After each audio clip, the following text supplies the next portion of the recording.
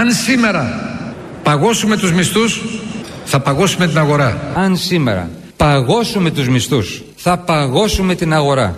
Αν αυξήσουμε τους φόρους στη μεσαία τάξη, θα μειώσουμε την αγοραστική της δύναμη. Αν αυξήσουμε τους φόρους στη μεσαία τάξη, θα μειώσουμε την αγοραστική της δύναμη. Θα βαθύνουμε την ύφεση. Θα βαθύνουμε την ύφεση. Θα μειώσουμε τα έσοδα του κράτους. Θα μειώσουμε τα έσοδα του κράτους. Θα επέλθει ο φαύλος κύκλος της κατάρρευσης. Και θα επέλθει ο φαύλος κύκλος της κατάρρευσης. Της κατάρρευσης.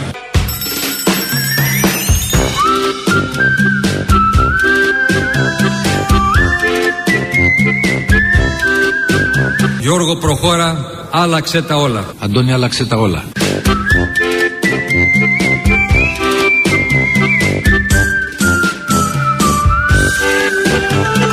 Πιστεύουμε ότι απαιτείται, ότι χρειάζεται αληθινή επανάσταση. Ήρθε η ώρα να κάνουμε κυριολεκτικά μια επανάσταση.